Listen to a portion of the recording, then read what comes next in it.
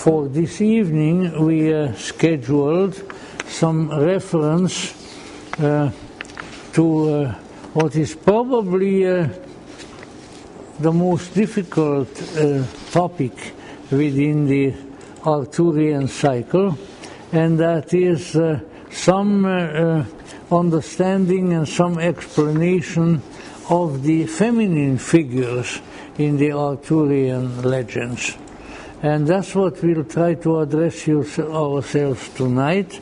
I have also been under the impression that we went a little bit too long in terms of times on the last time, so I can't promise whether I'll get wind up and do the same tonight or not, but hopefully perhaps not.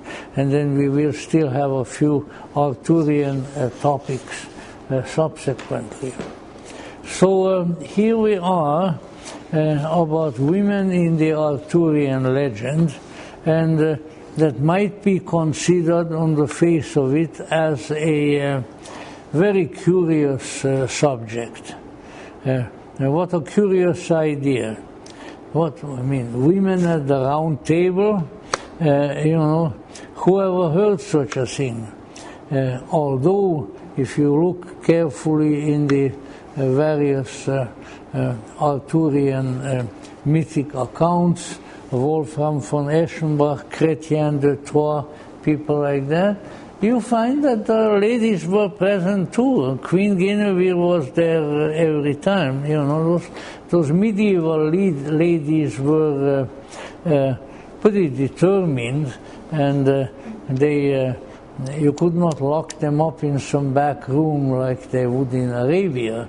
So they were around, but still it sounds somewhat strange. Now one may ask oneself whether how does, let's say, the feminine presence fit into the various sub-themes of the Arthurian legends, the masculine ideals, the tasks of chivalry, the battles, victory, defeat, kingship, the elimination of rivals, the slaying of monsters and such. And yet, I think we will find that the presence is there.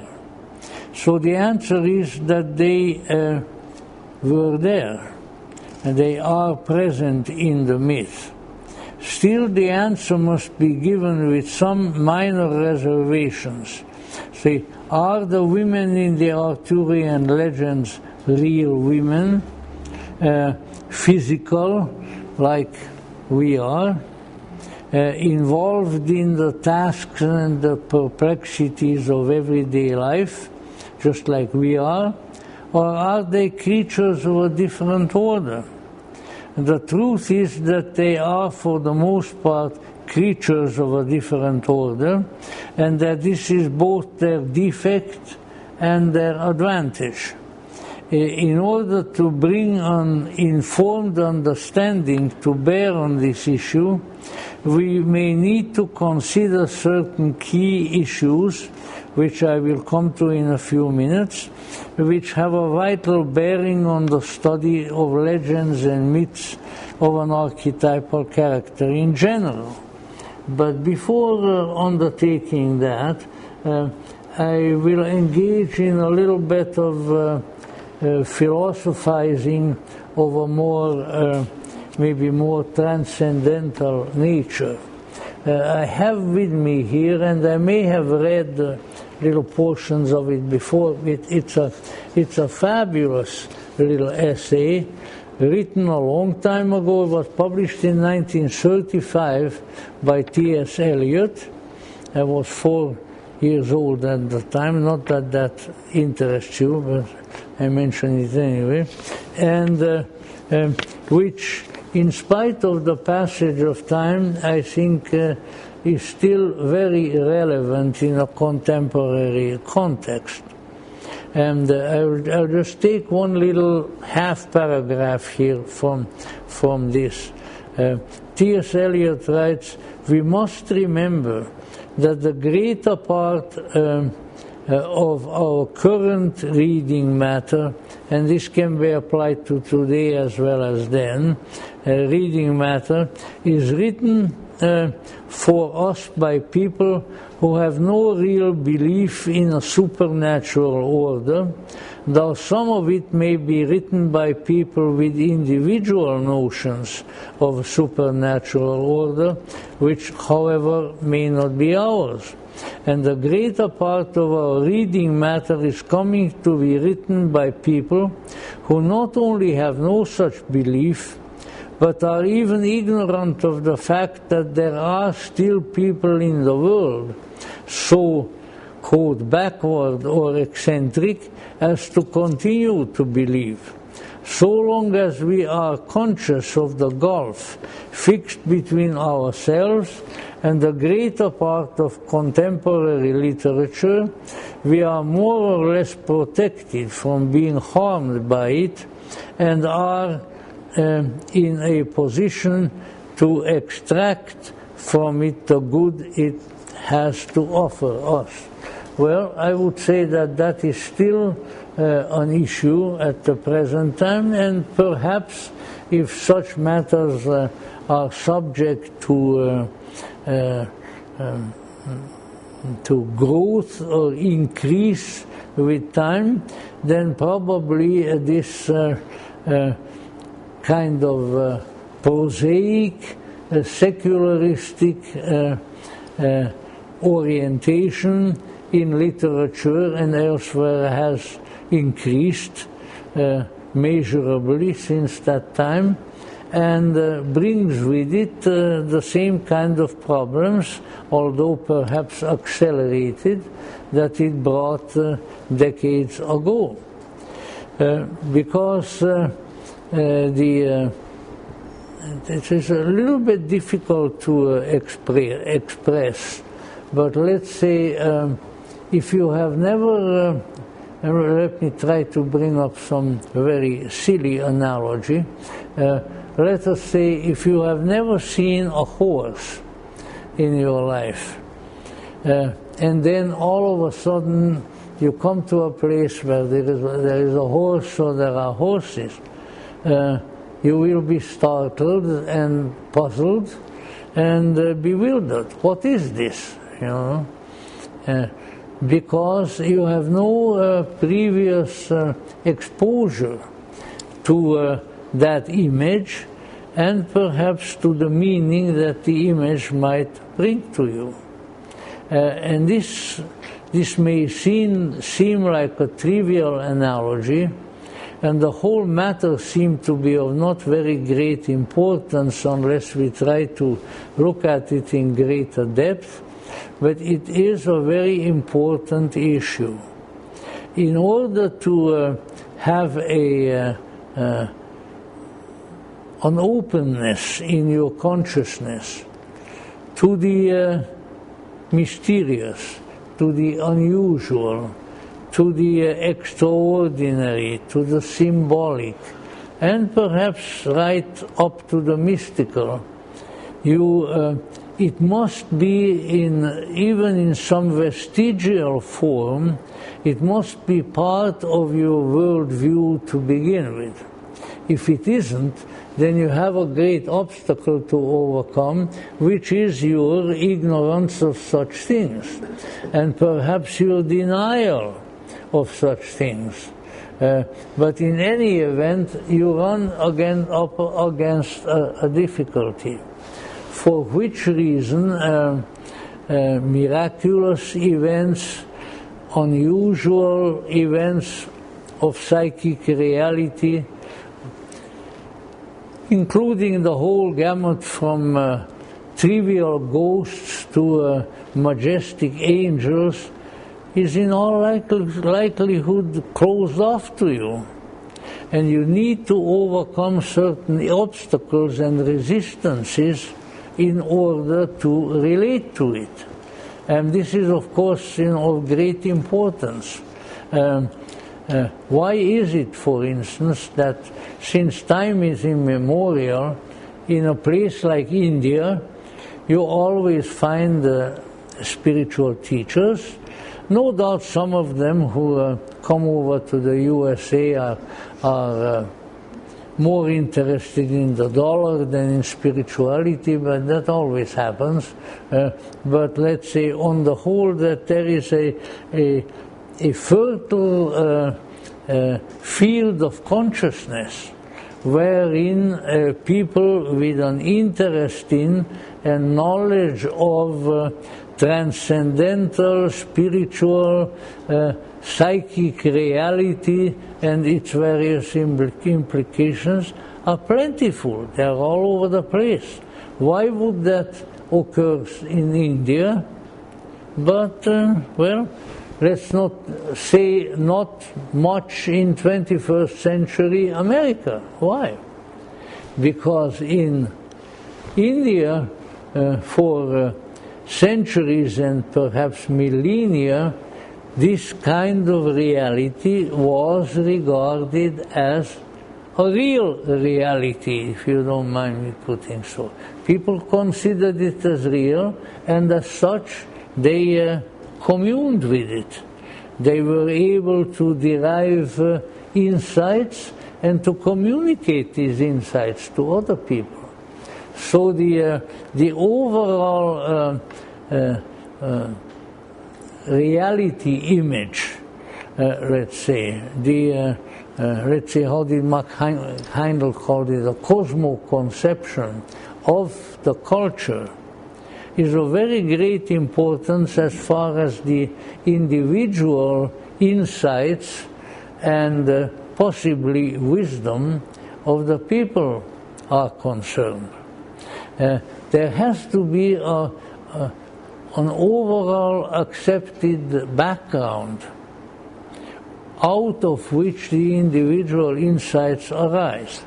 And it's not a very important thing to reminisce about, but it's the privilege of the old to do so.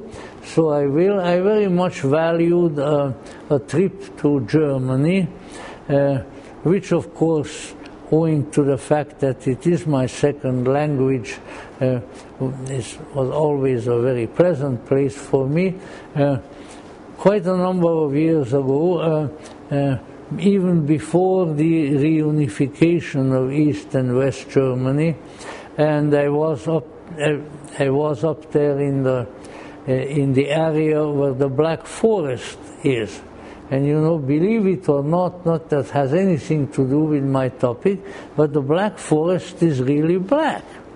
It's black because of the type of trees that they grow and the manner in which the trees are planted next to each other, and the way the light shines in, it really looks black. Now, right in that Black Forest area where my friends who lived there in Calf, in the literary and Rosicrucian city, were telling me that the neighborhood was sort of outside the forest, and little houses, you know, nice little cottages and so forth, and that the overwhelming majority of these dwellings was inhabited by people with unusual perceptions. You call them seers, you can call them Hexenmeisters in German, which is, you know, magicians, people with unusual consciousness and unusual behavior. And again, I asked myself, why here? Well, because it's a tradition here. It's part of the culture. Nobody looks askance at these people, but rather accepts them as fine and useful citizens who now and then can be even helpful with their insights. So that makes a great deal of difference. So we may need to keep in mind that these considerations are not just of a general nature, but I think they are pertinent to our present situation in our culture also. because even as that manifests in the positive fashion, in more people having unusual perceptions in such countries, it also manifests on the negative side, wherein we don't have many miracles, we don't meet people with unusual perceptions, we don't run into prophets on Beechwood Drive or anywhere else, and the reason for that is that it has slid out, that factor has slid out of our reality. We don't consider it as something that really can happen. And if we have that view, then it won't happen. I mean, it is true of very trivial things too. As if you've never seen a horse, if you've never seen a dog, and all of a sudden you see one, you say, what is that? Or you may not even recognize it as anything being there. There is a nice little example of that from history when I don't know, was it Captain Cook or one of these big sailors of yonder year was traveling around with his ships on down the coast of South America, over there by the Terra del Fuego and so forth, way down in the south. The local native population literally could not see the ships that were good. They had never seen anything like that. And however, there were a few people who did. Who were those? The shamans, the sorcerers, because they were used to seeing unusual things that they haven't seen before. And so they tried to explain to the rest of the people, well, look, it's like a big house, it floats on the water, and it has these big pieces of cloth on top that where the wind catches and so forth. And so slowly the populace began to see them. They became familiar with that kind of reality. And this was not a psychic reality, it was as physical as it gets. So, you know, this is a very important thing. What we are trained to admit into our consciousness is likely to come into our consciousness. But when we deny the reality of certain phenomena, those phenomena are not going to come to except in the rarest of instances. And this may be a long and circuitous way of bringing up the issues that, you know, it's not a bad thing to have an open mind. Not at all.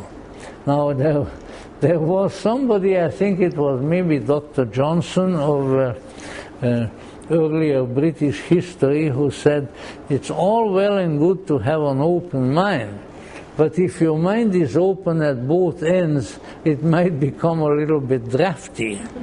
So that maybe also needs to be kept in mind. Because if our mind is open to too much stuff, then the reality of what it is open to also decreases. And I think this is often true of when fantasy assumes a more concrete form.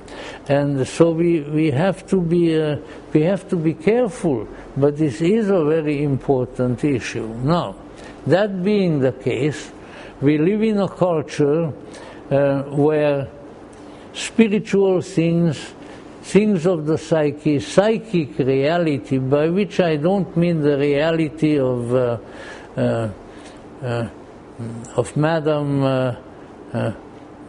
Madam Elizabeth, Hollywood Boulevard psychic, or Mrs. Lee, the Franklin Avenue psychic, who's been there for, I think that this must be already her granddaughter, because that sign has been up there all this time, in any event. So that is not what I'm referring to, but what I'm referring to is that there needs to be a flexible consciousness, because as Carl Jung, I think, very correctly pointed out, the reality of the psyche, the soul, and the insights and the wisdom and the considerations that rise out of that psyche are tremendously, tremendously important. And if such insights are not available to us, we are unbelievably impoverished. And I am afraid, at least it looks to me like that we are, with all of our material wealth and with our expensive computers and whatever else we may have that is valuable, we are a very greatly impoverished culture. Because some really important things, some insights, some ideas, some fantasies, some imagery, some myths that would be immensely helpful to us are closed off to us. And instead of that, we focus our attention on matters that, when all is said and done, doesn't amount to much. I was going to say in the sort of 19th century farmer lingo, doesn't amount to a hill of beans, but I have never really seen a hill of beans, and so it's that is a strange reality to me. A can of beans, maybe a sack of beans, but a hill of beans, that's an awful lot. In any event, whichever the case may be, this is in many respects the great difference between ourselves and people at the time when the Arthurian myths were brought forth in French, in English, in Latin, in German, of course, and so forth, because they were real to them. They were part of their reality, and therefore when the story was presented to them, when the myth was presented to them, when the troubadours and the minne singers, or whatever the minstrels was called at the time, went forth and sang about these things and talked about these things, the people could relate to it. And it redounded to their material and emotional and spiritual benefit. And these are things for us to think about. Material things are never an adequate substitute for things of the soul, for things of the spirit. We need material things. I mean, if we haven't had some material things for dinner tonight, we would be a little bit discomforted, and so forth. Yes, we need some material things, and some material things become quite useful to us, but they can never take the place of that other dimension, which has nourished and educated and brought forth the inner reality from human beings since time immemorial. And this is very important to remember. This is the sort of thing that in biblical language is embodied in the New Testament, wherein Jesus reminds people, what good is it if a man wins the whole world but loses his soul? And losing the soul is losing the consciousness of the psyche, an active psyche. I can tell you and I'm sure that I'm, for heaven's sakes, not the only one, that already with little children, if they have a real active psyche, and if they have, which means a great imagination and, let's say, a contact with the ordinarily invisible world, their life is so much enriched. And if they don't have that, if the parents discourage them, oh no, don't imagine things, come on, you know, think about real things and so forth, then you are robbing the child of an incredibly valuable resource. And when the bad days come, later on, maybe they are already there when you're a child, but when the bad days come and the external world becomes not very good, not very helpful, if that imagination is there, if that contact with the psyche is there, it will see you through a great deal.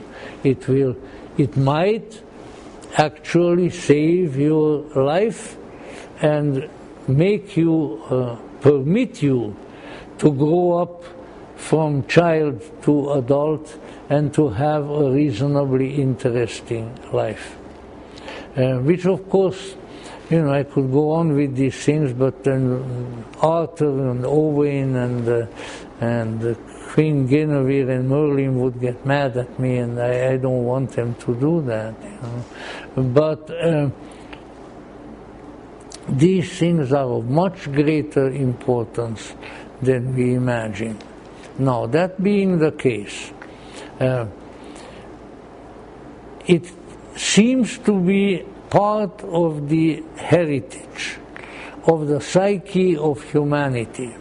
Whether you are, I don't know, on the Tobrian Islands in the South Sea, or whether you are in Los Angeles, or whether you are in Vienna, or whatever the case may be, it may be part of the heritage of the humans, that there is a strange and mysterious and yet intriguing and in many ways enticing and marvelous reality in the ordinarily invisible world.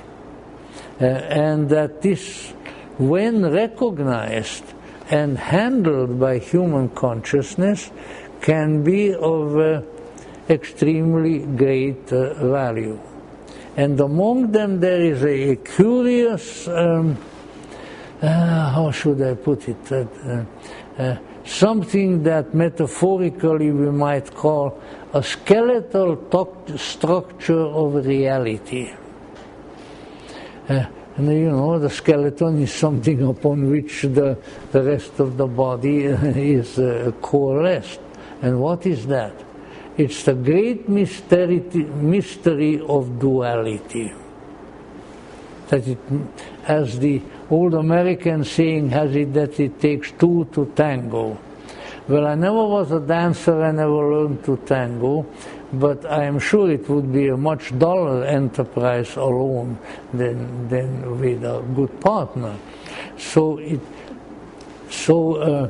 almost any experience, inner or outer or in between, that you have will at some point disclose a dual structure.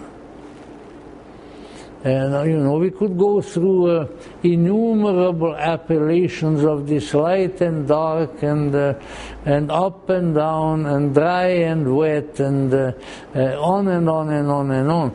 But it is there everywhere. And we find when we see below the surface of religious preachments, of dogmas, or even of the outer face of mythology, not its inner nature, that this duality has always been there. It was always recognized, and it was considered as something important to deal with. It has been the concepts when they are dealt with in depth when you go beyond the concept to the precept and from the precept to the reality are extremely important.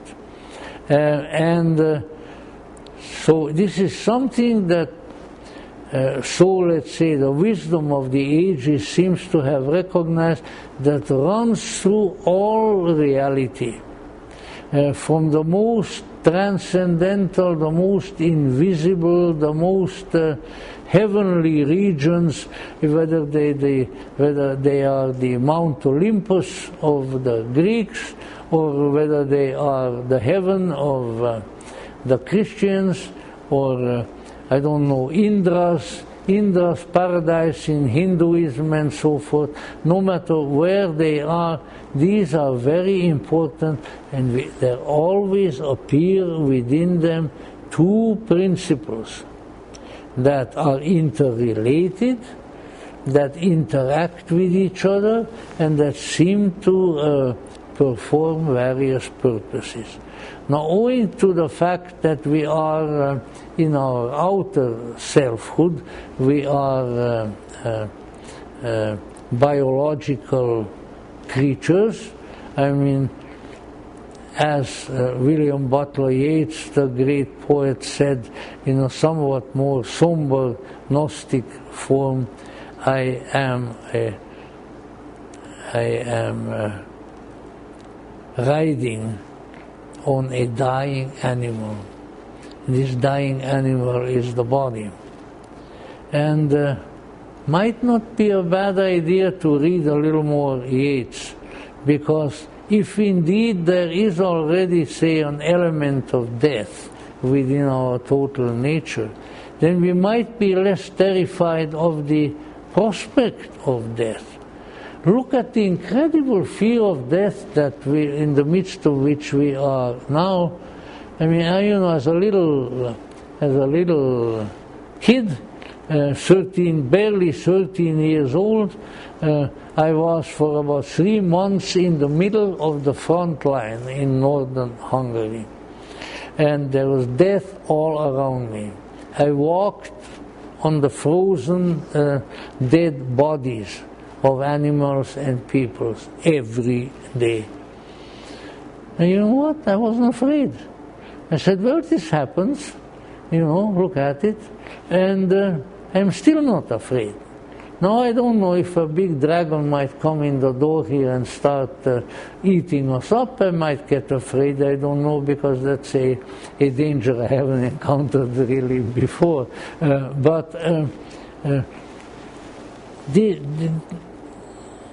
When we have an acquaintance with some phenomenon of life, it will appear to us in a much more realistic and normal light. It's what's in the dark, what's hiding, that is really scary, and especially the darkness that is underneath the bed. That has always been the case. The kingdom of the dust bunnies. In any event, the reason I brought this up because this has an extremely close relationship and relates in a very meaningful way to the idea of the men and women, whether they are here in the flesh or whether they are riding around and walking around in ancient Britain or ancient Gaul with King Arthur and his knights. Because we are, from the time that we are little, we are confronted with a polarity that is deeply embedded in biology, but is not confined to biology, and which we refer to as the masculine and the feminine, and by similar expressions. And here again, our great enemy that leads us astray and into wrongful thinking is materialism of one kind or the other. of only regarding or primarily regarding the physical reality as real, and thereby limiting ourselves to a frightful degree. Because this issue of polarities, it's one of my favorites, but I can't get stuck in it for too long, as I say, because King Arthur is going to come with his sword and hit me. This is, and this was recognized, as I say, in some fashion by practically every culture, although often disguised for various reasons, as being part of the fabric of reality. Now, I'll just allude to a little thing. It has often been said that the Christian religion, for instance, has done some violence to this principle of duality by not recognizing one of the dualities that appears to us because of our human and biological vision as the masculine and the feminine. And often it has been sort of thrown into my face that, look, even the image of the deity is all masculine, or at least masculine and neutral, namely Father, Son, and Holy Spirit. Of course, nobody speaks Greek anymore, and so it doesn't recognize that originates in the fact of that the words, the nouns, not just words, but the nouns in the Greek language and also in the Latin language are masculine, feminine, and neutral. In Greek, it's the three appellations, ho, he, to.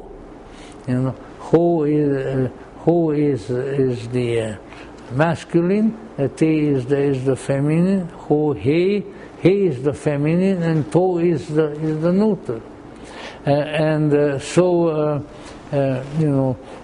These speculations exist. But what we find is when we look at the sort of the transcendental substructure of reality, that there appear two polarities, whatever we wish to call them. And the ancients, even the early Christians, or many of them, recognized that this is a reality of a structure of reality that extends from the most physical and most concrete forms of creation to the most subtle transcendental region, and perhaps to the ultimate realities of the deity itself. When we recognize that, then we might think, aha, maybe there is something to this. And that the opposites, the positive and the negative, the masculine and the feminine, as we so often call it, and so forth, are there constantly interacting with each other, doing a kind of an interactive dance with each other, and apparently they are undergoing a process of relatedness, a process of relationship. Nowhere appears that probably more clearly, or you find it. Listen, if you study Egyptian mythology, it's there. If you study Greek mythology, it's there. Roman, practically everywhere. But it is where it appears with probably the greatest power, the greatest imaginative impact, which can grab you, I think, more powerfully than almost any other, at least some of us, is in the obscure and much maligned and often greatly forgotten the ars magna, the great art of alchemy. And now, I am not here to give you an alchemical discourse, we can do that another time, but let's say, I just allude to one alchemical codex, which consists of 10, sometimes 11 pictures. It is called the Rosarium Philosophorum in Latin, the Rosary of the Philosophers, because the Rosary consists of 10 beads, and this consists of 10 pictures. Now it is 10 pictures of the interactions, of the interconnectedness and the interactions, the dance, the love, the fight of two principles, sometimes called the king and the queen, sometimes called the salt and sulfur, the sun and the moon, and all of these things. And let's say what we can see is, when we look at it carefully and maybe have a little explanation, is that there is a process going on. And this process seems to be directed toward a coming together and a transformation, as it might be called. C.G. Jung wrote a whole book of commentaries on it. It has a very prosaic psychological title, The Psychology of the Transference. So it sounds like some kind of a dry academic work, which it isn't, but I just throw in one thing, that the 10th and the final picture is strange. It is a great, gigantic being with two heads, I think with wings, crowns, and it is, while the two partners through all the 10 pictures up to that point have been represented as a male and a female, as the king and the queen. This one is, now there is only one, and it is referred to as the noble empress. And the noble empress contains the qualities of both. It's a union. It is a united being. And here is the indication, as in all the alchemical philosophy, that the, let's say, in order not to shortchange any phase, that the false reality within which we live most of the time, and which we have conjured up out of our physical perception and our thoughts about it is just that, false. It has to be opened up. It has to explode. It has to divide. And when it does so, then the duality of the king and the queen arises, and they begin to dance with each other, and they go through all these phases of transformation, and at the end there arises an androgynous united being that unites all qualities of reality. The ultimate magical, mystical reality it is, which also is referred to as the stone of the philosophers, the lapis philosophorum. Now, so what are we dealing with here? We are dealing with a structure of reality wherein these principles, at all kinds of different levels according to their own nature, are interacting with each other. And certainly sexuality is one at the biological level. But when we confine this process to that, then we are shortchanging the process very, very greatly. But there are all kinds of psychic, all kinds of factors that are present there and that interact with each other. and that ultimately strive to a coming together. Now I have with me here a little picture which we may enlarge and make available to you, which has really grabbed me, and this shows the dualities and their reconciling agent at a very, very high level, because it is the vision of the Holy Trinity, that is of the deity itself, that was had in the at the latter part of the 17th century and the early part of the 18th century by a visionary German nun, subsequently sainted, Saint Crescentia Höss of Kaufbeuren, who was a vision, and reading the description, was a visionary nun of the Third Order of Saint Francis, who professed to having a vision of the Holy Spirit, and here I'll change a little bit the text, as a woman, with tongues of fire appearing around her head. This picture may be based on her visions. Depictions of her visions were dealt with in various ways throughout the history of the Church, and they debate the depiction of the Holy Spirit because that was the difficulty. And the picture exists, I'll leave it out here. This one is small, as it was sent to me by a friend from England, and it has three figures, all in red ecclesiastical robes with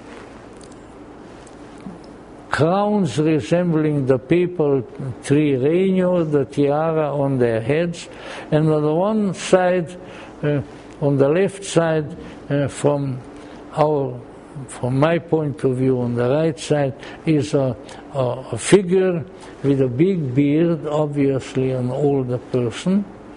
On the other side, opposite there, is also a masculine figure with a small beard. And the third one in the middle, even though it has not always recognized as such, is definitely a feminine figure with the dove in her lap, and that they are Father, Son, and Holy Spirit. And when we look into some of the ancient scriptures, particularly the Gnostic scriptures, we find also that the Holy Spirit is almost inevitably represented not as a kind of a neutered spirit, but rather feminine in nature. So what we have here is the ultimate coming together in an all-encompassing unity of deific principles, which are both masculine and feminine, and transcending these as spiritual. Now, all right, I have wandered away somewhat far from the Arthurian legend, but let us say, in any, I would venture a suggestion that in any story of that really grabs you, you know, and you might feel the impulse when you are done with reading that book to wait a little bit and then read it again. Anything that really speaks from and to the soul contains elements of this great process of a transformative interaction of the two principles, whatever you wish to call them, the two alchemical principles, and their reconciliation in the third. Now, that being the case, if we accept that proposition, and I think we should, even if we don't know a great deal about it. One of the wonderful things about alchemy is that you don't have to practice it yourself, like a yoga or something like that. But if you see depictions, as the alchemists produced in abundance, of these principles interacting with each other and ultimately unifying in the Philosopher's Stone, then you begin to see that in addition to a reality of incredible wealth and riches, because if you add to this really very limited physical reality and the almost equally limited emotional reality and the almost as limited intellectual reality, you add to it the reality of the spirit, as it was called, then you are now in communion with an incredibly vast and tremendously rich and at the same time incredibly interesting and satisfying interactional reality. Now, that being the case, we may apply this reality principle, which relates to a lot of things, to the Arthurian legend as well, or to any legendary that is really of a transformative nature, transformative and informative, that informs us about the transformation, shall we say. And here we need to keep in mind that legends and myths such as the Arthurian do not describe ordinary human life. It's a mistake to assume that they do. Neither are they designed to alter, correct, remedy, or otherwise manipulate ordinary human life at its own level. Now, I know that there were, particularly in the 19th century, which was a very intellectual century, Carl Jung called the 19th century the true dark ages. And because of that, because it was so fixated in these things, so when poetry, drama, literature devotes itself consciously to manipulate life, probably the Grimm's fairy tales are a good example of it. Every one of them has a moral to scare the little kiddies to behave well. Struwwelpeter and the rest of, abhorrent examples of what happens to children when they don't behave well. I really didn't like them. I liked Wilhelm Busch, the great German cartoonist, a lot better. But anyway, when these are used to do this, to manipulate life, then they sacrifice the archetypal and numinous character, and it takes they take on a mundane, self-conscious, and frequently propagandistic character. It is perhaps not a how should I put it, a fortuitous event that's a little bit more than 100 years after the Brothers Grimm. We live in a culture where literature, from the newspaper and the magazine and the comic book practically up to so-called serious literature, is riddled with propaganda. Not only Dr. Goebbels in Berlin knew something about that, other people do too. In other words, these important media are used to indoctrinate us, to make us think against our own better judgment, and ultimately make us do against our better judgment. And this is the devil. If there is a devil, that's what it is. Why? because we are not here in this world to be propagandized. We are not here in this world to be indoctrinated. We are in this world to become ourselves, our true, our authentic selves, our alchemical selves, the one union of the opposites that unites with the divine. That is what we are here for. And anything that interferes with that is at best irrelevant and at worst evil. Now then, I did my preaching, so I can go on to other things a little bit. Well, thank you for your is that applause? Yeah. Applause sounds a little bit like applesauce, but thank you for it anyway. Here we are. So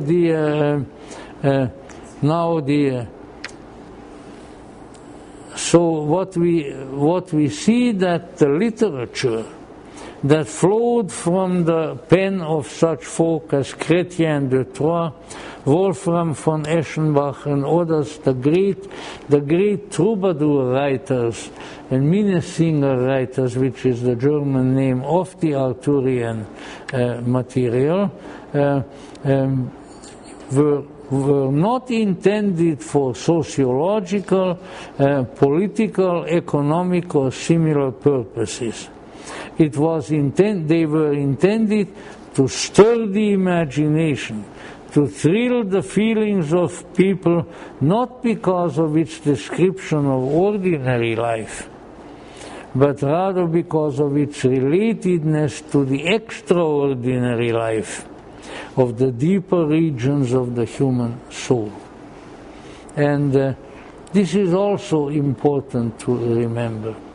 We have within us the alchemical fire of the desire for the extraordinary, for the imaginary, for the other.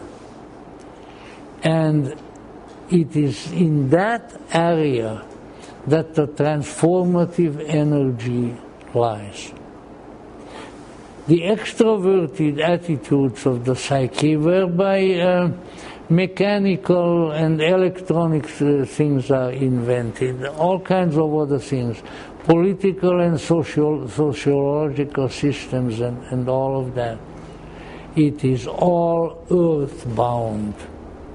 It is when your life is taken up with those things, then you are like someone who has the ability to soar up in a balloon. Won't you fly in my beautiful balloon? But instead of that, you weighted yourself down with rocks, and you're going to fall down to the earth. Now, people like the authors who enshrine the Arthurian legendary and so forth, so much so that it became a reality, a true reality for people. These people were really the great benefactors of humanity for several centuries. Their works were intended to stir the imagination and thrill the feelings of people, not because of their description of ordinary life, but because of their relatedness to greater things. The deeper regions of the human soul, they were not meant to change the world, which people are so anxious to do. And when I hear people, change the world, I want to change reality, and go into, and says, yes, can you tell me what it's going to be like when you change the body? Can you tell me? Because so far, what I have seen in history, and history was my first love before philosophy and religion, I have not seen that much change for the better. I have not seen it, and I still don't see it, and I don't think I will see it as long as the preoccupation is always with external reality and neglects the realities of the soul. So these things were not meant to change the world, but they meant always to relate to the deeper regions of the human soul. They were meant to basically leave the world alone, but to transform the human within that world. And none of us can claim to be a living philosopher's stone, as the alchemist said that the alchemist himself has to become. But let me tell you, if you have, and we all have, undergone some transformations in this life, the nature of that, the joy of that, the energy of that, the goodness of that, it puts everything else into the shadow. A little kernel of transformation is worth tons and tons of change, because change does not bring improvement, you see, but transformation does. And moreover, the improvement that transformation brings is forever, because it reaches into the eternal. It's never going to go away. You might become stupid and start forgetting about it, that's possible. You may be diverted by other things, but it is there. And it is really the greatest treasure that life can offer. So one may either agree or disagree with that objective, but it exists. It existed throughout the centuries and was always highly valued by the creative, the spiritually alert, the transformationally oriented growing edge of the human race. I think the term growing edge was coined, or at least I heard it mentioned. In fact, I heard it first mentioned in this room by the now almost forgotten British exiled philosopher Gerald Heard, who was really one of the great thinkers of the 20th century. And it was his term that we must be part of the growing edge and the transforming edge of humanity. So the Arthurian legend in its manifold forms belongs into the category of that literature that exists in order to transform the individual. And when we are able to keep that in mind, then we are, I think, really on the right path of understanding. And I already included that what we need to keep in mind also is the difference between myth with a meaning on the one hand and story with a moral on the other. The greatest and most highly valued literature since ancient times is the one that represents the myth with the meaning. Just to mention the really great ones that were highly valued for thousands of years, although obviously not valued today, like the Odyssey, the myth of the journey of self-discovery, Odysseus, the man who was never at a loss, the spiritual survivor. Gurdjieff would have called him the clever man. Or the Iliad, the journey of those who have offended. They offended the feminine mother spirit, Juno, who pursued them across the ocean. And that is how the Romans came to be because they were Greeks from Troy landing on the Italian coast. But once again, it's the symbolism that is there. Myths use symbols, which are mysterious ciphers to the enigma of life and being. And that is why one of the most important things that people should be educated in, whether they are young or old, is a responsiveness to symbols. And it's very much related to the deeper forms of meditation. When you think that a symbol is just a sign that points to something else, I don't know that the swastika means Adolf Hitler. Even that is not true, because swastika in various combinations has been there a long, long time before the man with the little ugly mustache, and fortunately has survived him also. The symbol. So the myths use symbols which are the mysterious ciphers of reality. So in contrast, the story with the moral uses analogies, similes, which reach not into the depths but into the shallows of the mind and the soul. That is why you cannot, when you are confronted with something symbolic, and come to think of it, we are confronted with symbolic things all the time. Everything in this room and everybody in this room is a symbol. Alles Vergängliche ist nur ein Gleichnis, wrote Goethe in the last stanza of Faust. All things transitory but as symbols are meant. That we don't understand them as such is because of our own wrongful orientation and obtuseness. A Dummkopf, as we would say it in German, will not recognize a real symbol, obviously, but it is true. So we have to cultivate within ourselves a responsiveness to the symbol.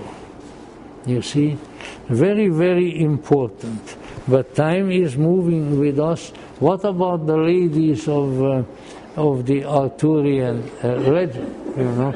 What happened to them? Well, that's a very good question. Not only now, but generally. Because if you look at the whichever version of the Arthurian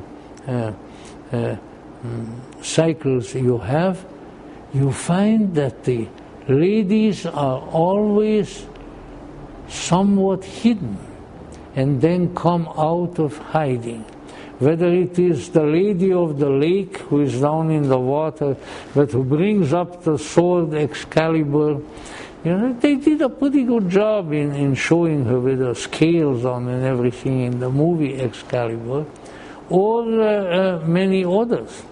Or as we reviewed, I think, last time, when Queen Guinevere herself is abducted, and Lancelot and Owain have to go and try to find her with a great deal of difficulty. Or it runs all the way through. I could catalog them one after the other. There is always a mystery. The lady of the castle who hides, but who shows up late at night. And so there is always a mystery. The knights, including King Arthur himself, but there's nothing too mysterious about them. They are knights. They have their sword, they have their horse, they have their lance, and their shield, and they are out there doing what knights are supposed to do. Although, of course, they also undergo some transformations themselves. But the women, it's something always very mysterious about them. And then usually the others, the men primarily, they have to somehow come and deal with that mystery and to a certain extent come to undo that. it runs all through the legends. And why is that so? Well, we can really only guess. If you are very prosaic, which I would not accuse anyone in this room of being prosaic, that's an insult. But let's say, unless you are very prosaic, you say, well, there's something about the feminine, something about the not just a particular woman or several, but a feminine quality that runs through the aeons, that might as well be the Virgin Mary, might as well be the Holy Spirit, might as well be Kali or Kuan Yin or things like that, because it's everywhere the same. But what has happened to this reality? It went into obscuration. It went into hiding. Oh well, that's because it was a patriarchal civilization. I hate that word, patriarchal. I never met a patriarch, but there are some very nice ones in the world. His All Holiness, the Patriarch of Constantinople, who was a big one of them. The Patriarch Athenagoras was a great friend of Mr. Manly Hall, and I read his letters that he wrote to Manly Hall, and so you know, I assure you, not all patriarchs are bad people, especially if they're Greeks. But you know, let's say you know, no. These conditions that are intimated in the Arthurian legends and so forth, they are not of a sociological or even historical nature. The fact that women played maybe you know, different roles in the times of, if there were such times, and the times of Arthur and the Round Table than they do today, those differences have nothing to do with the meaning there. Because if they did, then it wouldn't be meaning, it would be a moral to the story, you see, and it's not that. And the meaning is that the feminine, in our culture, at certain historical periods, certainly not always, has been muted. Where? In society? Maybe a little bit, but you know what? Ask Catherine the Great how muted she was. You know, ask the Empress Maria Theresia, who was not only the Empress of the Holy Roman Empire, but she marked this now, and this tells you something about the Hungarian people. She was the apostolic king of Hungary. The Hungarians declared her a king, and they hung on to that. Although she bore how many? I think at least 11 children. You know, any event, you may not be too interested in that, but I am, and since I'm talking tonight, I mentioned it. So what you want to do? You know, but so the issue is that there is always one polarity in the psyche, in the course of our transformation, that is more out in front than the other. And so at certain times in history, and at certain times in our own lives, and certain times in society, one of the polarities becomes more prominent in this out in front, and the other one is, so to say, behind it. In fact, I would say that, that leads us a little bit too far apart, that at certain times there is the positive polarity, sometimes there is a negative reality, and all kinds of examples could be mentioned, but they are not that important. However, the fact that the every time practically when one of these knights, and we'll look at them again very soon, when one of these knights comes to a castle, there's always a mysterious chatelaine there. And usually the first or the second feminine figure that comes up is usually a kind of housekeeper, a glorified cook. But somewhere back in the inner chamber is the lady of the house, or she is out in the garden and then comes in. And usually, and of course this has mildly sexual overtones as well, usually she comes in the bedroom of the knight when he is there sleeping. It doesn't necessarily mean that she joins him in bed, but it means that she comes. What? It's not only sex that happens in beds, for heaven's sakes. Sex happens everywhere, but it is dreams. Dreams happen in the bedroom. Dreams happen in bed, and so there is this dreamy, mysterious quality that the feminine figures have almost without exception. When Queen Guinevere is abducted into the dark forest, into the dark kingdom, again, that happens because others have to go and find her and bring her out. So what we have here to a great extent is, let's say, the feminine psyche, pretty much the same thing that Jung was writing about, the anima, which is either underneath the waters or is in the castle, has been abducted into the forest, various things of that sort. And then the hero's journey has to be there to bring her out into the open, which in part is the process of rescuing the anima, as Jungian psychology puts it, but it goes deeper than that. Let's say a religion. A religion is not nearly anywhere near complete until it has at least one really important feminine figure in it. That is why the Roman Catholic and the Eastern Orthodox religions are a far more complete picture of real Christianity than Protestantism. Because the Protestants drove out the feminine figures.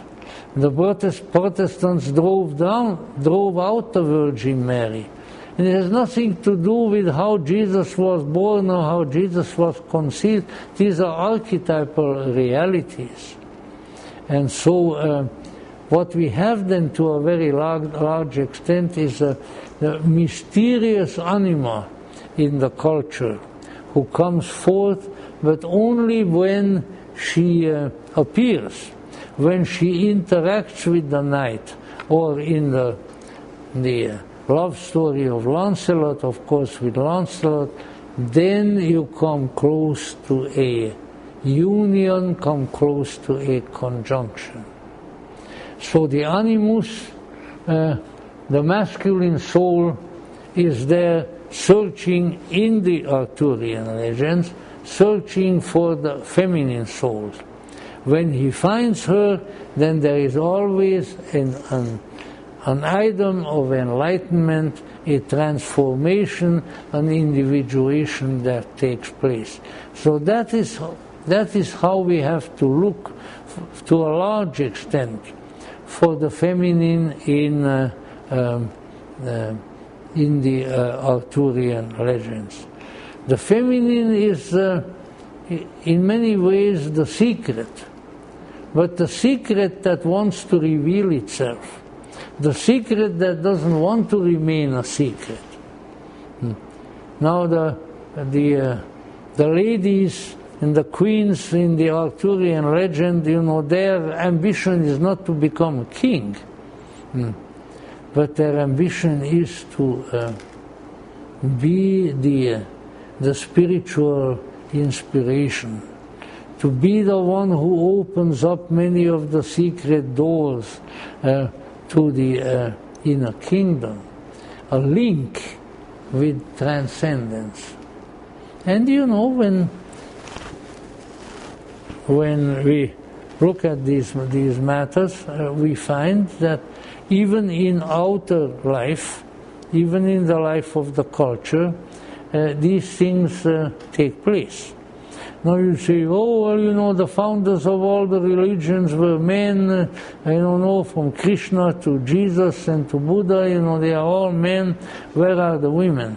Well, you got to look at history. You know, the problem is that in order to understand human history, you have to study it, you know. I can lend you a few books if you want to start, but you know, you have to do that.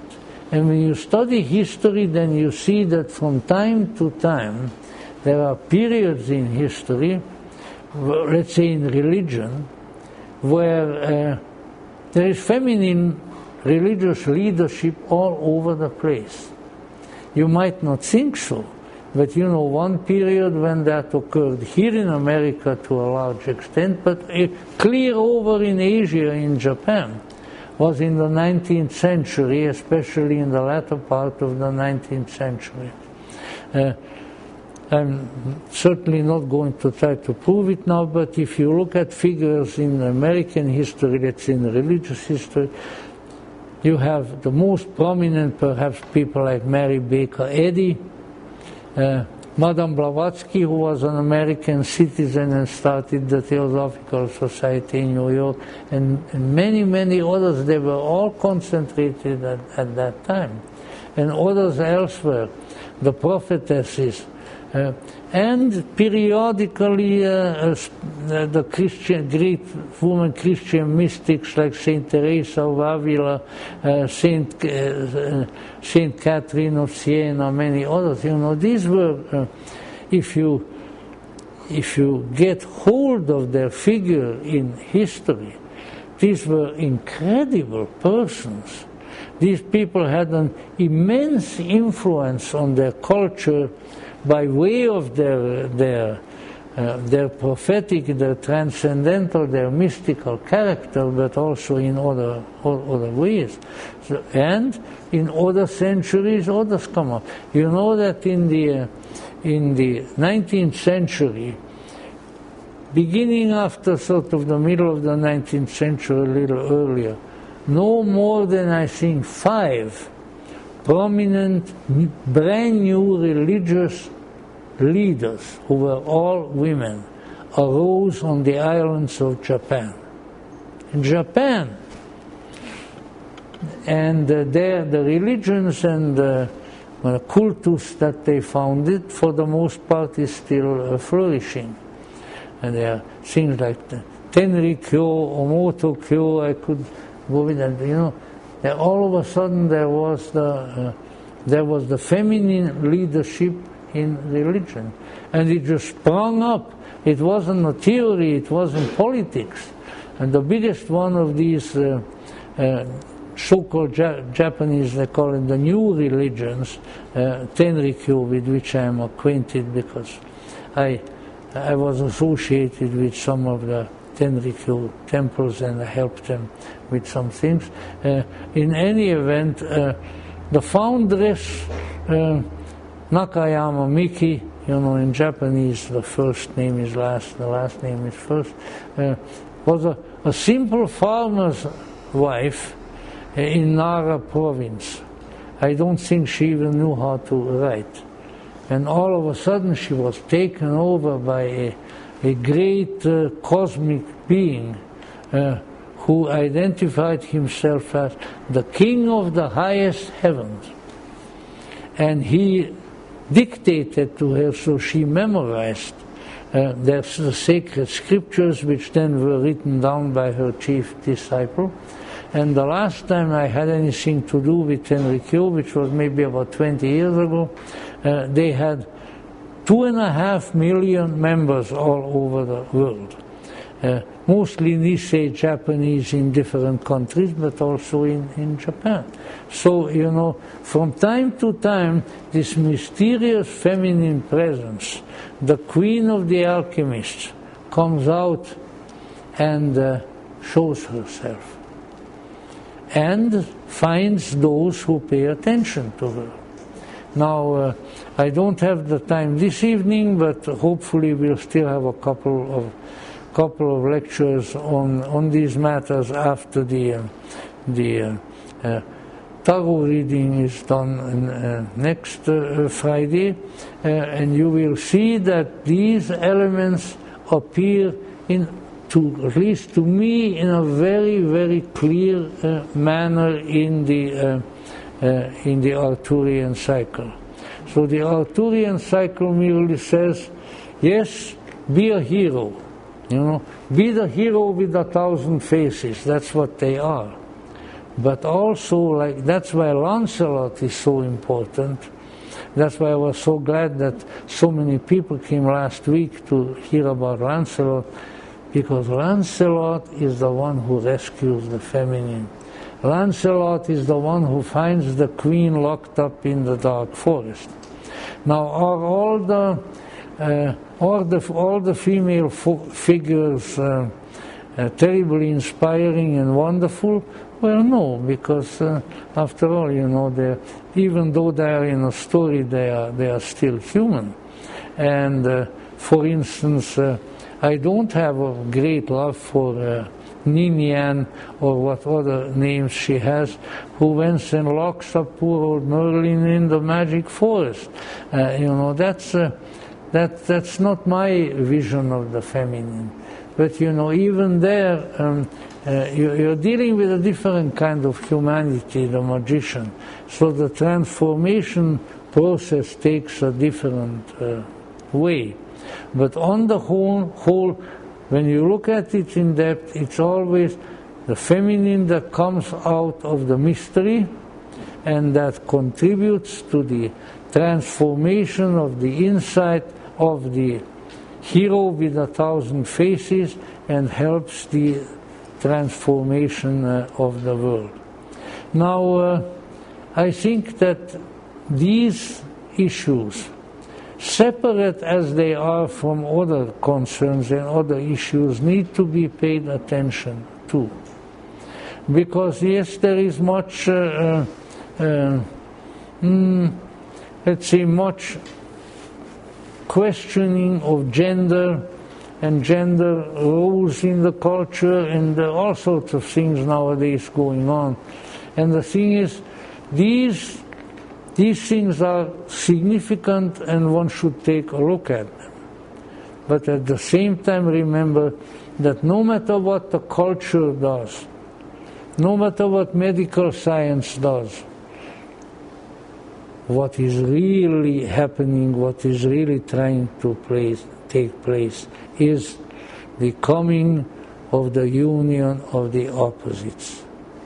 The great transformation, the noble empress of that particular alchemical treatise that I just mentioned.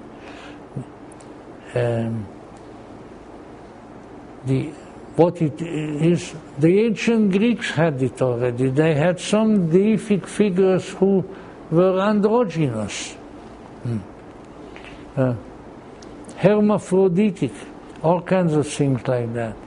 But once again, we can take a primarily physical view of these things, then we limit it to the physical. That's a mistake. Why? Because we are not limited to the physical, for heaven's sakes. We all are a soul that has a body, and that moreover is connected with a spirit. And so we have to look at, there is something trying to take place. There is something trying to transform. There is a philosopher's stone that is trying to develop.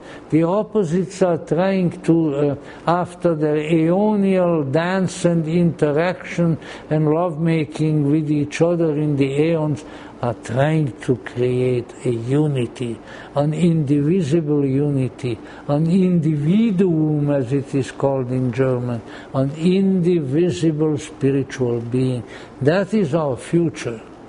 That is the objective. That is what we ought to strive for. That is what the universe strives for. That is the will of the divine and of the transcendent. And if we cooperate with it, if we are wise about with whatever we undertake in this life, then we will facilitate its arising.